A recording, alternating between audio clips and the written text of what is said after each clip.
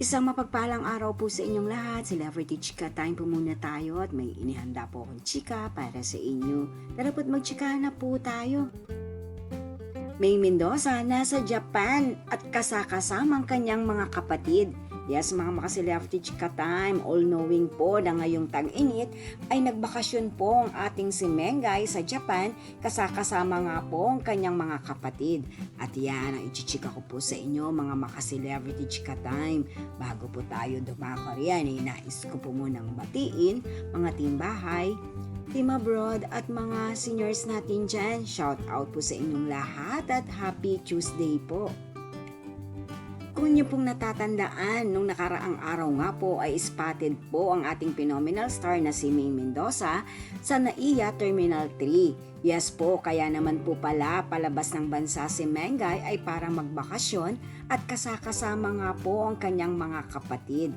Yes po, once in a while ay talaga naman nga pong nag-chill and relax ang ating si Mengay kasama ang kanyang buong pamilya. Sa mga simpleng bagay nga po na pag-out of the country ay super ini-enjoy po ni Mengay ang pagkakataon po na ito. Lahat po ay kanyang ini-experience sa kanyang mga pag-out of the country. At isa nga po sa naging experience ni Mengay ay ang magpa-haircut sa isang well-known at sikat na salon sa Japan. Yun nga lang po, medyo frustrated po ang ating si Mengay sa kanyang bagong hairdo o haircut dahil sumobra naman nga po ng igsi. Ganun pa man ay bagay pa rin naman po kay Meng kahit anong klaseng haircut pa yan.